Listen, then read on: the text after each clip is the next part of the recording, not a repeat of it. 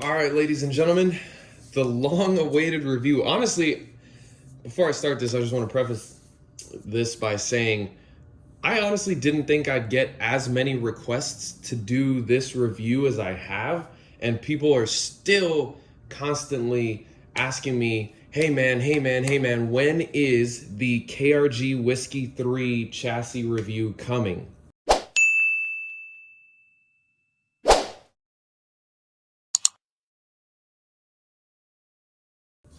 I honestly, I honestly thought, I don't know if that many people would be into it. So maybe I can lag on it a little bit. But you guys have just absolutely blown me up about it. So here it is, finally. Now, as I've stated in all my other chassis review videos, I use my chassis for a really long time. I've actually had this chassis in use for a really long time. Actually, I started using this before I had my Matrix chassis, and before I think I had this around the same time as my ACC chassis, if I remember correctly. I first got this chassis about about to drop my rifle, about mid 2019, I would say, is just about when I first got into this chassis. And I used it on and off since then for matches, both national level and local level. So it's definitely got some mileage on it, traveled with it, flew with it, all that kind of stuff. This is the folder version, which I really love for traveling because it allows you to put it in a smaller case, which is awesome, rolling around a smaller case inside of an airport. Anyway, so this chassis has definitely been through a lot of round count, a lot of dry fire, all that kind of good stuff. And I'll kind of get into the reason why I was on and off with it a little bit later when I get to the pros and cons of the chassis. So because I, again, did use it in, I would say almost like bursts. I'd use it for like 2 or 3 months, and then I'd stop and use something else. Then I'd put it back on for 2 or 3 months, then stop and use something else. And so I will touch on why I did that, and then why I'm kind of coming back to it now and things like that. But let's, per usual, start at the back end and work our way forward. And then I'll kind of talk about some of the things that are on it right now versus some of the other stuff over here that you see, and my different setups and configurations, et cetera, et cetera. So, rear end.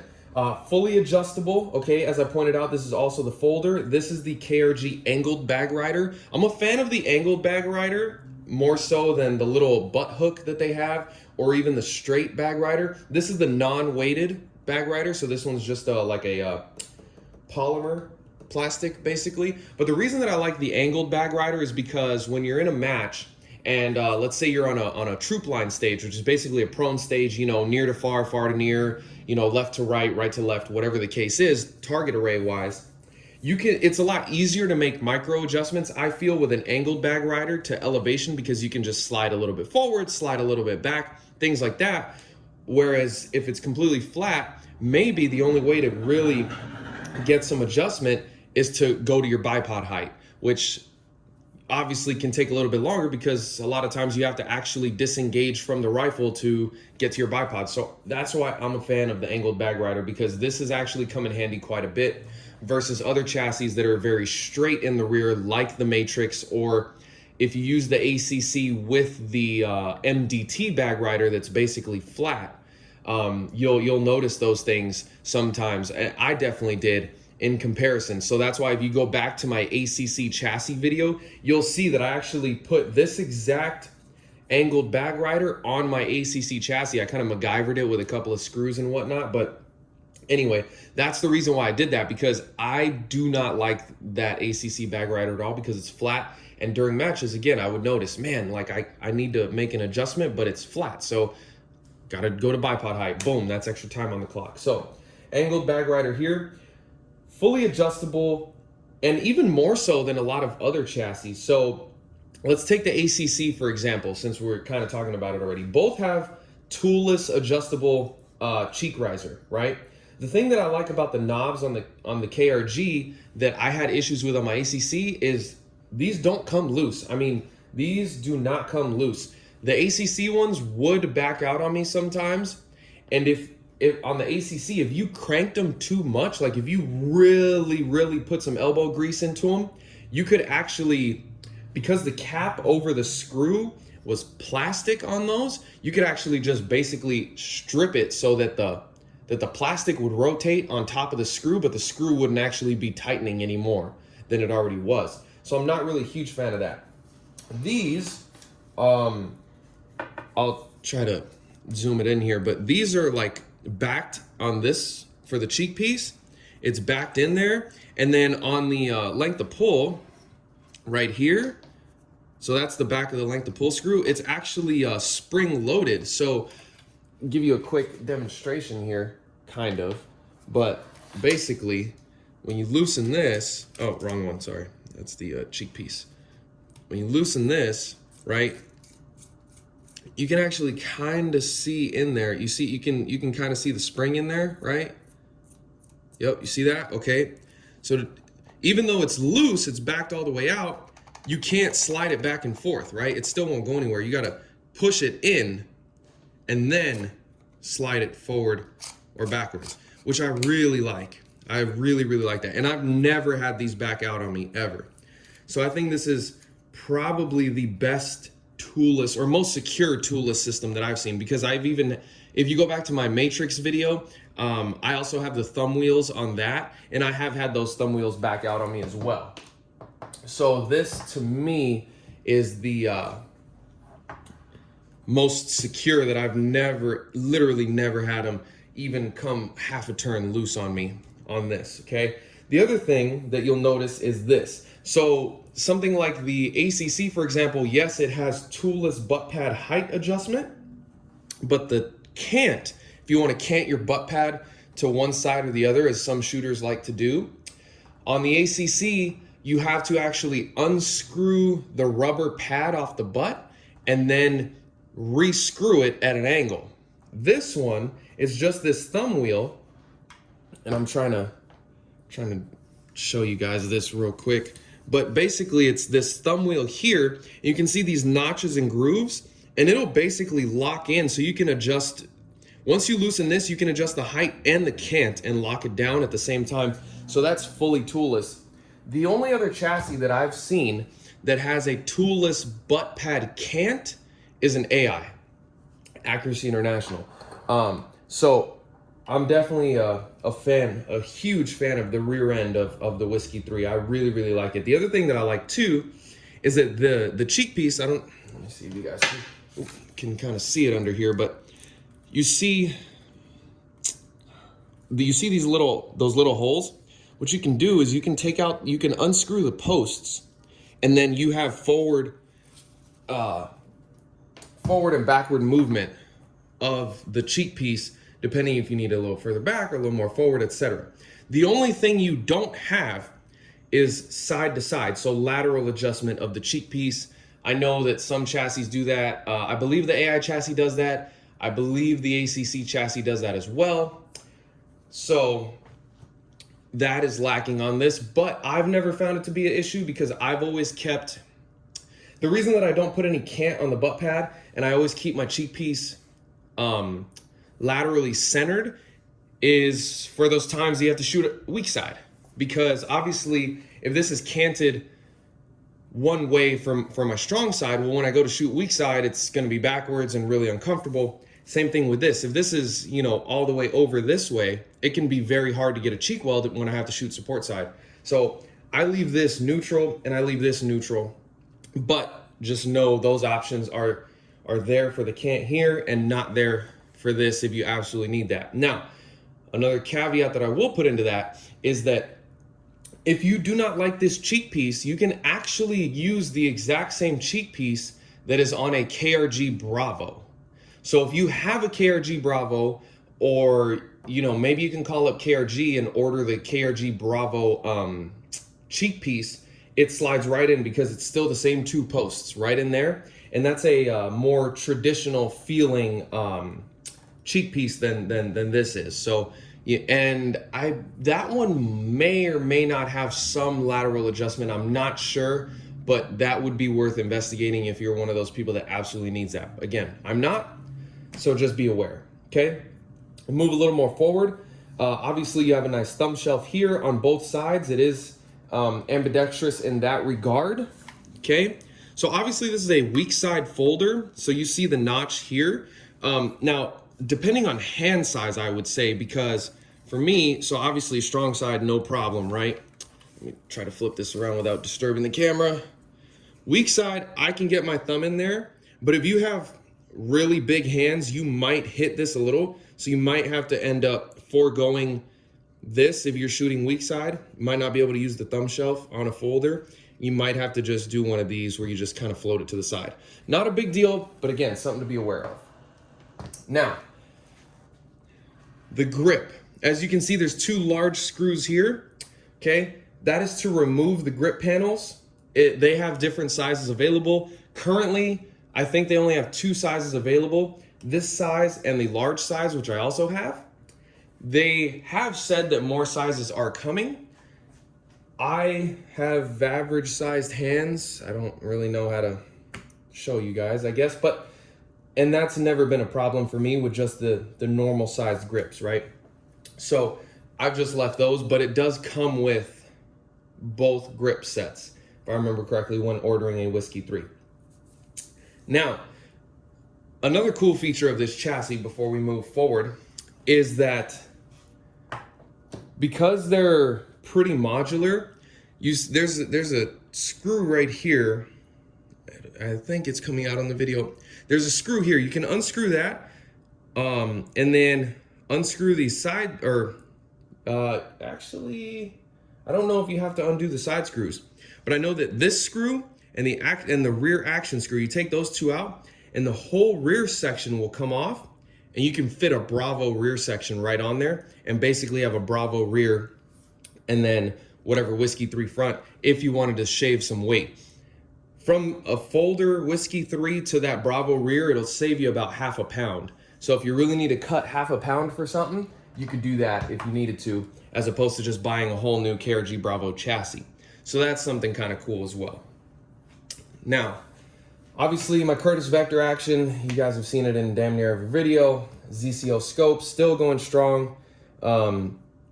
Spur mount, scope chaps, super awesome. You know, with my little maximum effort Deadpool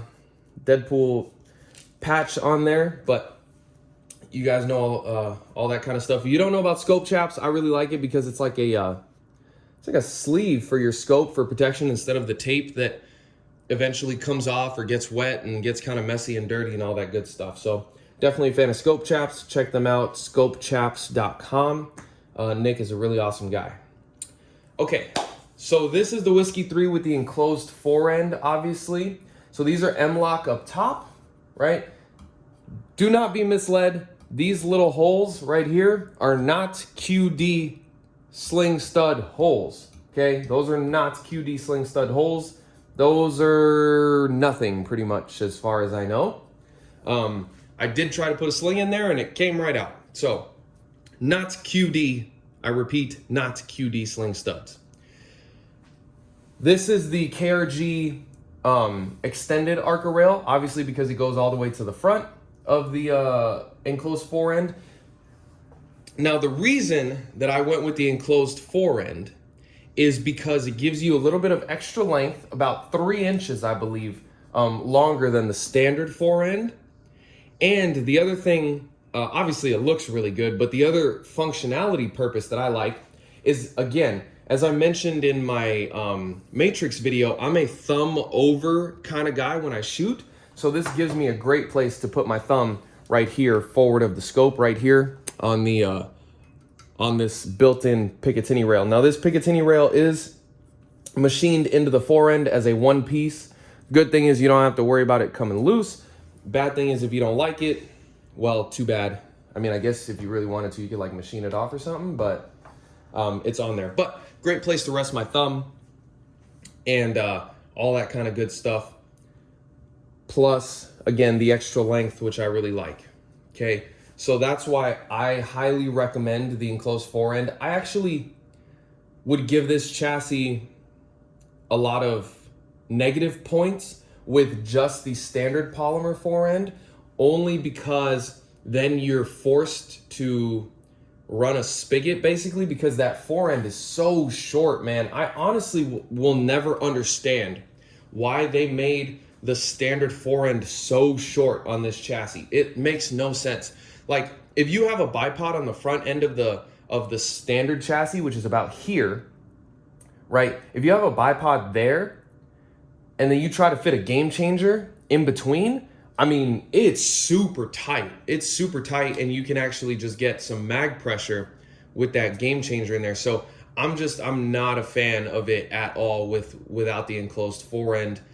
You can do it, but again, you have to run the spigot. The reason I don't like that configuration personally is because if there's a stage where I need to start with my bipod forward and then slide it back, you can't do that because it's on a spigot. So you would have to take the bipod off, then put it on the forend, then slide it back, right? Whereas this is just one continuous rail all the way. So that's why I like that, this particular setup more than just doing the standard setup with a spigot. Now, this enclosed forend does add about half a pound. So if you're being very weight conscious, then yes, be aware of that as well. But to me, it's worth it. And especially, I mean, this chassis is very light as it is. So this configuration right now with the folder, which is obviously heavier than a non-folder, and with the enclosed forend is still only about 4.5 pounds, guys. I mean, it's very light for what we would consider, you know, the race gun matches, PRS NRL standard race gun matches. It's very light for that. So, you know, getting this rifle to over 20 pounds is a struggle. Now, again, I am not a proponent of add weight to mitigate recoil, because that just means that you have a problem with your fundamentals. There's just no two ways about it.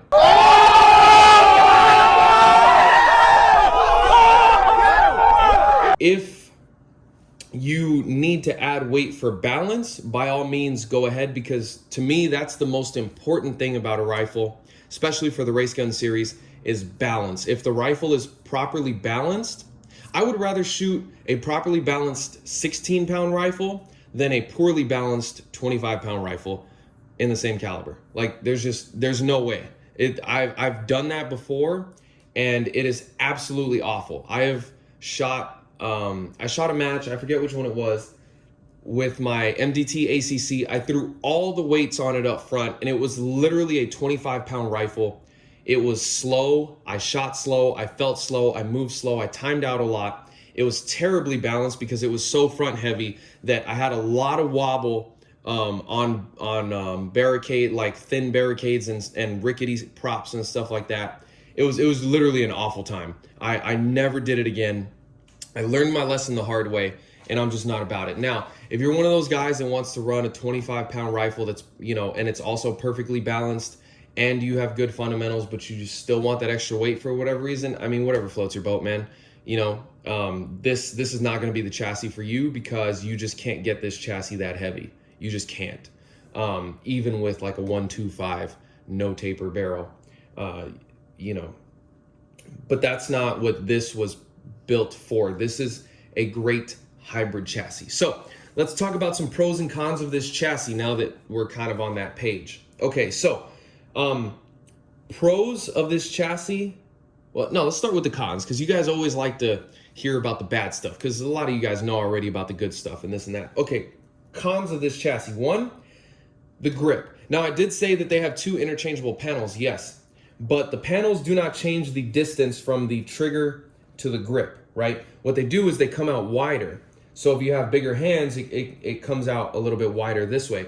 So something like the ACC, the MDT grip, where it has like some fore and aft play. I believe the Magpul chassis as well also has fore and aft if you have longer fingers or shorter fingers, you know, and you need, or, you know, you're a smaller person, maybe a kid or a woman that has smaller hands that want to adjust the distance forward or backward of the actual grip to the trigger so that you can get a perfect 90-degree.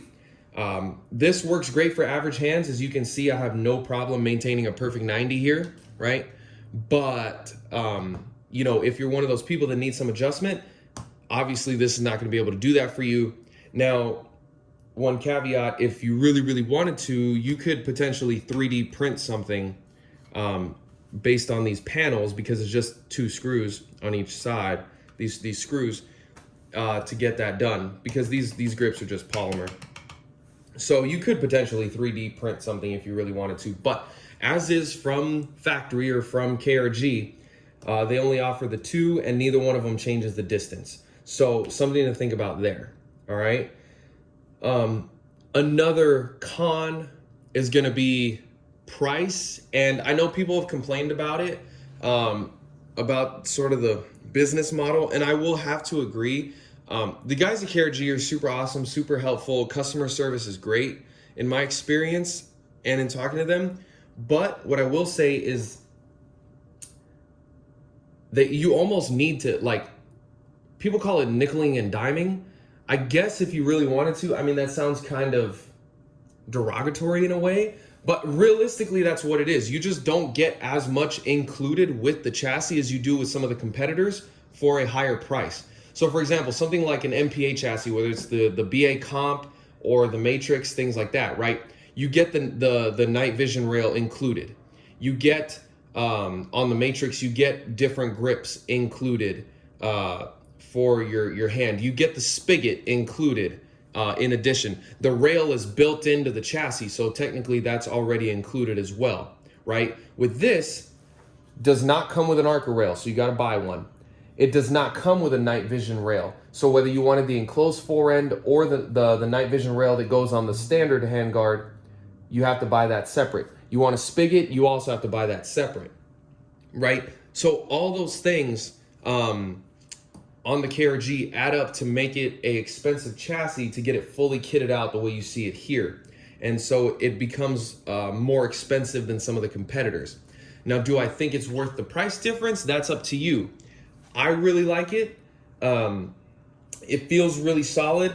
And lately I've sort of gone back to, I've noticed that when I shoot rifles that are, 23, 24 pounds, even if they are perfectly balanced, like in my Matrix, I tend to shoot a little bit slower just because of the movement. I'm moving around a much heavier rifle versus something like this. This comes in without the bipod right at like 19 pounds all up. Obviously not with this barrel. For those of you that noticed, that is a carbon fiber barrel. I will get into why that's on here. But with my normal heavy varmint MTU contoured barrels, this comes in at right about 18 and a half, 19 pounds without a bipod, and I'm just much faster, and of course perfectly balanced, but I'm just much faster getting in and out. So if I know it's a match that has a lot of 90-second stages or a lot of positional things like that, that would be one of the reasons why I would select to use this chassis over something that's a little bit heavier. Just for me personally, if you're one of those guys that you hit the weight room, you're bench pressing 350, you know what I mean? You work on concrete every week type of guy, you eat your lunchbox with your lunch meat. Hey man, and you can just manhandle a 25, 30 pound rifle through 90-second, 10 position, 10 target stages. By all means, brother, keep growing that beard, but that's not me. So that would be why. The next pro and con is going to be a personal choice, but it's going to be the weight of the chassis or the potential weight of the chassis as well. So again, as you see it configured here, it's about 4.5 pounds, and this is about as heavy. So you could add the weighted bag rider, and you could add some weighted buttstock spacers back here, but there's not a lot that you can add to the front end. They did just come out with a weighted Arca rail. I believe it's made out of steel, so that could potentially add another pound to the front. But point is that you're not going to be able to turn this into something like the ACC, where you can literally turn that chassis into a 13-pound chassis before you put anything in it. You're just not going to get there with this thing, right? But at the same time, it's very difficult to make something like the ACC potentially as light as you can make this. So give and take, right? As of right now, my understanding based on the various parts available and things like that, the heaviest that you could get this chassis bare without, before you add an action and a barrel and all that kind of stuff. The heaviest I believe you can get this to is about 6 pounds, right? So nothing to sneeze at. 6 pounds is still a pretty heavy chassis, but it's definitely not a 13-pound ACC once you load it up with all the weights and shit. I mean, that's crazy. But that's how you get legitimate 30-pound rifles, you know? So that's going to be a personal preference based on, one, the way you like to shoot, two, the matches that you like to shoot. You know, if you're a guy that shoots more field matches or, you know, some of the sniper matches, the team challenges, things like that, you're not going to be, most of those guys that I know are not carrying around 30-pound rifles. They're just not. Now, they may be carrying something a little bit heavier than what you may use to traditionally hunt with and things like that. You know, they may be 16 pounds, 18 pounds, something like this, but this is still perfect for that. Not to say the ACC isn't, but this is perfect for that. And if you wanted to try to get, you know, like a 16-pound or less rifle, you could do it with this chassis, with this setup, without sacrificing much at all. So again, the weight is going to be either a pro or a con, depending on your shooting style, what kind of matches you're into, and I mean, in a sense, also your overall fitness level, I guess. I mean, let's just be realistic. Very wise, you know, buddy of mine who loves to take selfies, once upon a time said, you know, you got two options. You can either hit the gym or you can make your rifle lighter. I don't know what you want to do, but pick one. So, something to think about there. Now, touching on weight, right? Let's talk about this stuff that I have here. And then I'll kind of also dive into the setup that you currently see it as. Okay, so the setup you currently see it with, this is a 6.5 SAUM 26-inch proof carbon fiber barrel, Sendero profile, if I remember correctly, about 3 pounds that barrel weighs, okay? Double pull SkyPod, ZCO with the spur, Vector. The reason that I have this setup currently is because I ran this exact configuration for the NRL Hunter series. For those of you that don't know what it is, it's a brand new series where you basically, it's kind of like a field/hunting match where you have to find your targets on the clock. You have to range them and engage them all on time, on your own. All the stages are blind, meaning you don't get to see them beforehand. You don't get to watch the shooter before you, all that kind of good stuff. And they have weight limits. They have technically they have 3 divisions. One is factory, which is a pre-approved list of factory rifles. And then the other 2 divisions are open heavy and open light, and those are weight limited. So open heavy is 16 pounds and under, including a bipod, and any other accessories that you want attached to the rifle, whether it's lasers or rangefinders or literally anything else. The rifle, as you see it, has to weigh 16 pounds or less. Open light is 12 pounds or less. Same rules apply. So I ran this in open heavy, as you see it, with the double pull SkyPod, and it came out to like 15 pounds, 15 ounces. So I was like right at the limit, but very doable. And then literally, if I want to take this tomorrow or the very next week to a regular PRS NRL race gun match, all I do is swap out this barrel to obviously a heavier steel barrel. And then what I do is I swap this out. So this is the Area 419 weighted Arca rail. And yes, this one is meant for something like a Manners or something like that, but you can just MacGyver this into the M-LOK slots down there. You can just kind of MacGyver it to put a little more weight right there. So I would run this Arca rail instead of the KRG one to add weight to the front end of it. And then these are just the XLR M-LOK weights. And then I put one here and then one on the other side. And again, that is purely just to get the rifle to balance properly, not to mitigate recoil at all. And that's it. And then it's ready for a race gun match, and that would sit at right about like 19-ish pounds. So that versatility is really, really, really nice. It's minimal effort. So I used to do that same thing with my MDT ACC, but there was a lot more screws because there was a lot more weights to take off, both on the internal forend and then the external forend weights. Not that it can't be done. That's a great chassis too. This one's just a little bit easier because all I got to do is swap out an ARCA rail and take off one set of M-LOK weights. And then obviously, regardless of the chassis, I'd have to swap barrels. And then I'm going from NRL Hunter at sub 16 pounds to race gun match, bada bing, bada boom. So I really like that. Now, I guess people are going to ask the age-old question, is it worth it? Should you buy it? What about the other options out there? Well, I honestly can't answer that.